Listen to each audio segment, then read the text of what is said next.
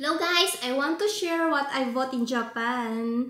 So, I tried this shampoo with treatment. So, nakita ko lang ito sa TikTok and I not yet use these two. And also this one, the Fino. So, binili ko din to sa Donkey Donkey.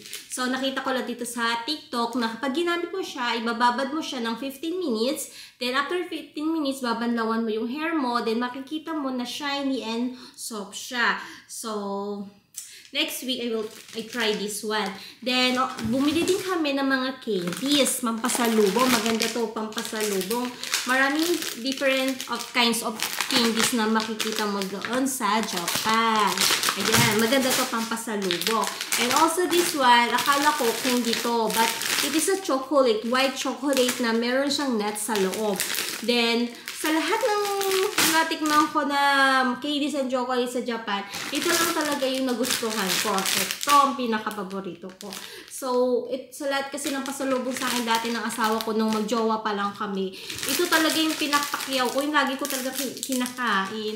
So, ngayong taon, lucky ako kasi nakapunta na rin ako ng Japan. Ang dream country ko talaga is Japan. So, namasyal kami sa Tokyo, sa Shibuya. Yun, doon muna kami pumunta. So, this one. Kaya bumili din ako nitong KitKat. Wala lang, naisipan ko lang, bumili lang ako. Then, wala na. So, ang pinakamaganda dito, doon nagpunta kami ng Japan, ay binilan ako ng asawa ko ng bag.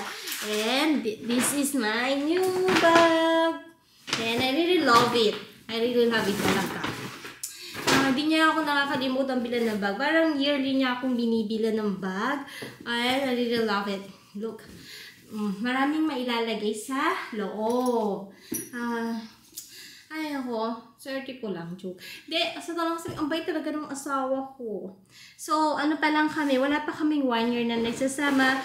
Swerte ko naman at hindi siya nagbago. At naging sweet pa siya nung naging mag-asawa kami. Compare mo na naging magjowa lang kami.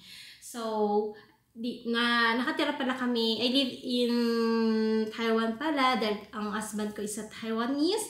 And Taiwanese, wala akong masabi. Ang babait nila. Babait pala. Lalo yung husband ko. Family-oriented. So, yun lang.